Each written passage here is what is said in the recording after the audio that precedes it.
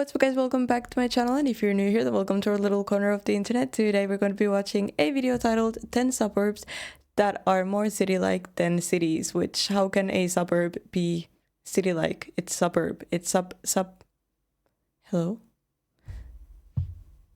Ew. It's suburban. It's no urban, unurban, you know?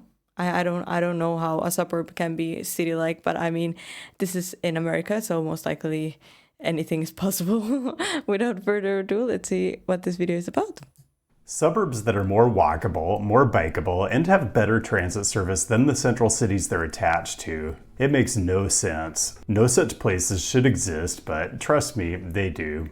I found exactly 10 North American suburbs that fit this criteria, so this is a top 10 list with a bit of a philosophical bent. I mean, is it really a good thing when a suburb outpaces the central city in terms of urbanist qualities, or is that really saying more about the shortcomings of the central city itself? We'll talk about all of that coming up next. This is City Nerd, weekly content on cities and transportation. Viewer-suggested topics, always welcome, but this is one I kind of suggested to If this is a suburb, this already looks like a big city to me. myself. Because a lot of the topic ideas I come up with just come up while I'm working on completely different videos. And in this case, it was when I was working on my video about Tempe, Arizona and the cul-de-sac car-free neighborhood. And I asked the question, is there any other suburb in the US that has better walk score, transit score, and bike score ratings than the central city it's a suburb of? Because Tempe is in that category. And okay, that is kind of a spoiler. Tempe does make today's list, but it turns out 9 other suburbs do too. And before I get to explaining what I did here, let's just pause and appreciate how truly insane it is that there's even one city that meets this criteria. The whole idea of a central city is that that's where the employment is, that's where the most density is, that's where the primary commercial destinations are, and metrics like The old spaghetti factory, is that food? Is that a restaurant? A spaghetti factory?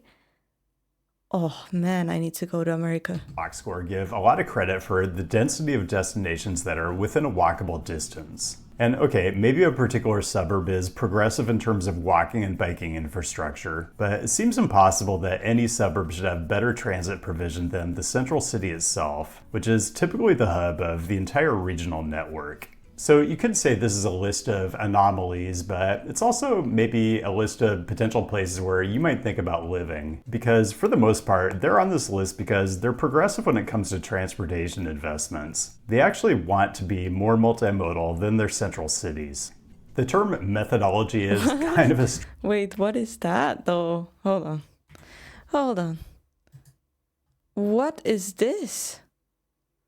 In Colorado? Is this a crosswalk? Why does it look like that? Can you cross like in diagonal? This is so smart. Why do we not have these here? It's like we have crosswalk, and even though there's red lights, you can cross in the middle. Why not? Genius. They actually want to be... But in Spain, everybody crosses in the middle anyways. It doesn't matter. In Spain, in fact, you can cross anywhere you want to and you will have priority if you're a pedestrian. In Finland, for example, cars have priority over pedestrians, so you have to stop, you know, and if a car stops, then they're being kind, so you thank them. Here, you don't have to thank them. Here, you can just walk, but this is interesting. More multimodal than their central cities. The term methodology is kind of a stretch for what I did here, which is basically compare the ratings across all 3 walk score metrics and identify suburbs that matched or exceeded the ratings of the central city. I'll use Somerville, Massachusetts, which was a close call, as an example here, and I'll come back and touch on a few more close calls when I get to honorable mentions later in the video. For ranking, I'm going to go through these in order of the total number of points by which they exceeded the total of the central city, and Somerville does exceed Boston in the aggregate, but since it falls short on transit rating, which is really the toughest one, it doesn't make the list. Caveats: when I say these are places you might consider moving, just be aware. Suburbs that rate well on all this stuff are usually not cheap places to live, but keep in mind, I evaluated all of these relative to their central cities, so there's going to be some decent variety. Okay, that was all the setup, so let's get into it. Number 10, Paradise, Nevada. Not actually an incorporated city, but it is a census designated place, and the walk score methodology puts it above Las Vegas across the board. I will comment on and critique the ratings as I go through this list because I've been to most of the places I'm going to be talking about. Note that a lot of what you might think of as Las Vegas, meaning the resort corridor on the Strip, is actually Paradise, Nevada, and you aren't in Las Vegas proper until you get north of Sahara Avenue. I kind of feel like Las Vegas is more walkable and bikeable per square mile than Paradise. It has a more recognizably urban form, but if we're weighting the overall scores geographically by the locations that actually attract the most humans, you can start to see why Paradise scores better. The Strip has an entire pedestrian realm that is separate from the street environment, and it also features the highest frequency transit service in the metro area, so I'll buy it. Number 9, Santa Clara, California. The first That is definitely Okay. suburb out from San Jose as you travel up the peninsula. So some of the cities we're going to talk about are, in a lot of ways, just more compact versions of the corresponding central city. San Jose is fairly suburban in nature in the first place. Santa Clara has a fairly walkable downtown grid with an adjacent college campus. And those things It looks really pretty again, but this all But how, like, what is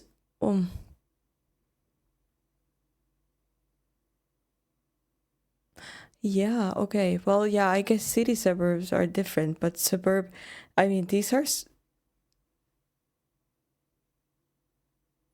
kind of like in the city, no? are going to support good walking and biking environments. And Santa Clara is served by the VTA light rail system and has 2 stops on the Caltrain. So it seems fair to say it's at least on par with San Jose. I actually have just a ton to say about VTA and Caltrain. So let's go to the next suburb traveling north, our number 8 city, Sunnyvale, also higher scores across the board than San Jose. And actually, you know what? I changed my mind. I'm not going to say a lot here because I literally just got back from the Bay Area riding the new electrified Caltrain up and down the peninsula. And I've got a whole video coming on that next week. Might even be up on Nebula already by the time you see this. Number 7, Davis, California. Higher scores across the board than the central city. These two look like the cities. Like this looks like part of the central city, but just a little bit on the side. I wouldn't call this. I mean, it is called suburbs, no?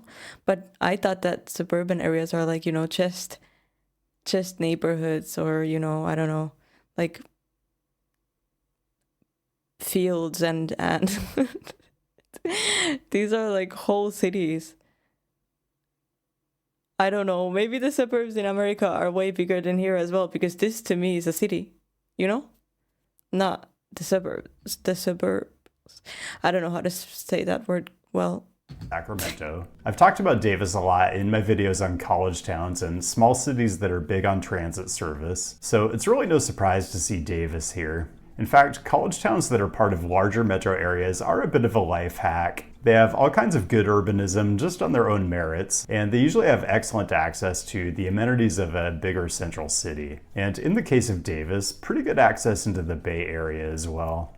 Number 6, National City, California. I don't even pretend to understand how San Diego manages to score so low across the board that National City makes this list. A lot of what's going on here is central cities that are a bit sprawling, and San Diego does fit that category, and suburbs that are relatively compact, and National City checks that box. Well, that's going to have an impact, and a lot of National City is within walking distance of the San Diego Trolley Blue Line. Let's be real though, any city whose transportation system includes mile of cars road, complete with crosswalks that have a checkered flag paint scheme as if you're trying to get drivers to exceed the speed limit, really shouldn't be scoring higher than the central city, but here we are. That's really cool, but I wouldn't know that those are crosswalks if someone didn't tell me. Or if there's maybe there's lights for crosswalkers, but that, yeah, I would think that's something else. I've never seen that before. Number 5, Norfolk, Virginia. I honestly wouldn't call Norfolk a suburb, but this is kind of an artifact of the approach I took, which is that I considered the central city of a metro area to be the city that's listed first in the name of the metro area, which I believe means it's the largest city, and that is Virginia Beach. Virginia Beach is pretty terrible across the board, but Norfolk is the only city in the Hampton Roads region that scores better on all three metrics. It is more central to the region than Virginia Beach and much more city-like. This looks like Finland. It really does. Minus maybe these like signs. Oh, it even has urban outfits. In pretty much every way, including having urban outfitters region than Virginia Beach and much more city-like in pretty much. Isn't Urban Outfits like some type of clothing store? We don't have that in Spain, but I think in Finland they do. But that's something different, no? Much every way, including having a station on the Northeast Regional and containing the entirety of the Tide, which is the region's light rail system. Number 4, Decatur, Georgia, the first suburb you hit on your way out east from Atlanta on the MARTA Blue Line. I don't want to say too much about Decatur because I'm definitely going to check it out while I'm in Atlanta. Although I might literally be in Atlanta if you're watching this. This is a city. It's not Atlanta, but this is a city, not the suburbs. Suburbs don't have this, like the apartments like this. Or if they do, they're like, you know, tiny. Or like, you know, smaller. Maybe my concept of a suburb is like something else, but... On or around October 16th. But my impression from a distance is it's kind of like a mini version of Atlanta in that, yeah, it's low density sprawl when you get out from the center, but in the historic center where the MARTA station is, you've got the original bones of downtown Decatur plus a decent amount of newer transit-oriented development. So I'm so pretty. Guessing it is fair to say that the average resident of Decatur lives in a more walkable, more bikeable, more transit-rich environment than the average resident of Atlanta. And man, I cannot wait to have proper B-roll for this. Okay, in a minute I've got some honorable/dishonorable mentions. Honestly, I don't even know how to categorize them. And the top 3, and if you aren't already trying to guess what the top 3 are, then we can't be friends. You can make amends though by clicking on all the things, especially the bell, and connect on the apps if you want to keep up with my travels. By the time I mention somewhere that I'm gonna go in a video, that means I've probably already been there and back. Let's do a few close calls. Cambridge, Mass, better walk score than Boston, better bike score by a mile. Being a college town always helps a lot with that, but Cambridge just isn't. What is a college town? Like that the town has a college? Isn't gonna beat Boston on transit provision. Culver City, California, another compact city within a larger, more sprawling city. Better walk score and bike score rating than LA, but it's mostly the transit score that keeps these close calls off the list. Really and pretty. Even though the Expo line runs right through the heart of it, Culver City just misses the cut. And finally, Palo Alto, better walk score than San Jose and a bike score of 91. Again, college town, and this is fresh B-roll, and I'll have a lot more to say about Palo Alto next week. By the way, one stop north on the Caltrain, Menlo Park is over the San Mateo County line, which puts it in the San Francisco-Oakland metro area, and since San Francisco has the highest walk score rating of any major city in the US, that means you are not going to see any of San Mateo County in this video, except for right now. But you will get a whole lot of San Mateo County content next week. A few metro areas that defied expectation. I was just sure that some city somewhere in the Inland Empire was gonna grade out better than Riverside, California, but I was wrong. Riverside is, apparently, as good as it gets. Detroit has a couple of those compact cities within a city, but the transit situation in Southeast Michigan is even more atrocious outside of Detroit. And then I actually thought I was going to be funny and include Windsor, Ontario as a suburb, because surely the Canadian city across the Detroit River has it all together, because Canada is so cool and progressive. But the walk score rating of 42 says otherwise. Also, I thought it would be funny to include Ann Arbor, which does score better on all counts, but Ann Arbor steadfastly maintains its own metropolitan area identity, rightly or not. And finally, Charlotte, North Carolina, worst walk score of any major city and just pretty abysmal ratings across the board, even though there are great neighborhoods. So I totally expected there to be some suburb or another that surpasses it since it's such a low bar, but the Charlotte suburbs say... Canapolis. You think those are bad scores? Hold my peach cobbler.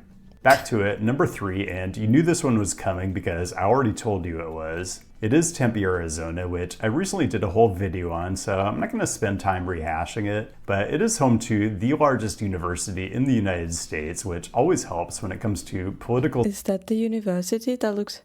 support for non-driving options. No, that's not the university. Mountain America. Ah, that's a stadium. Okay, makes sense. The Phoenix region's single light rail line travels right through the heart of the city. Really There's cool. also the Tempe streetcar, and the bike infrastructure is noticeably better than what Phoenix has. I don't mean to imply that all of Tempe is as walkable as downtown, but the built environment really is more conducive to car-free living than what you have in most of Phoenix. Number 2, Mountain View, California, right between Sunnyvale and Palo Alto. Look, you guys, I have so much to say about Mountain View and the other Silicon Valley cities I went to this past week, and the upgraded Caltrain service, but suffice to say, these scores are fairly legit, and I can't wait to get done with this video so I can start putting that one together. I know what you're thinking though, Mountain View, not the most affordable city. So let's save you all some money by going to number 1, the much more affordable Santa Monica, California. Look, there are definitely parts of LA that are better provisioned for walking, biking, and transit, but we're talking citywide here, and Santa Monica has it all going on. I have a video from a couple years ago where I talk about how even though the LA red car trolley system hasn't existed for decades, it left behind all kinds of great... That must look so cute at night with the lights. ...urban fabric, and Santa Monica was an important part of that. Also, terminus for the Expo line, and maybe the D line in the future, but also pretty solid bus coverage, including the Big Blue bus, courtesy of your Santa Monica tax dollars. After all, for what you're paying for housing, there better be good transit service. We will talk about transit in the Bay Area next week. I just got back from there a couple days ago, and I'm actually leaving for Atlanta in a couple days. So yeah, I am traveling a lot this month. That means airports, hotels, questionable coffee shops. Basically, I'm hooking up to a lot of potentially dodgy Wi-Fi networks, but that is where today's sponsor, NordVPN, comes in. I mean, it's not like back with a new episode next week. The rest is the NordVPN and a cat. Look at that little black cat. It's so cute. But yeah, these are I would not call these suburbs. I don't know. They look like massive cities to me, just normal cities. Like, this is what cities look like. You know, we don't have that many cities with like skyscrapers and like massive, you know. So to me, this is the city. Like, this would could perfectly be the center. Maybe it's different for you guys, but let me know if you live in one of these suburbs. If you want to, you don't have to share that. That's actually not good information to share. Let me know if you visited one of these suburbs. And yeah, please leave a like, subscribe if you haven't yet, and I'll see you guys in the next video.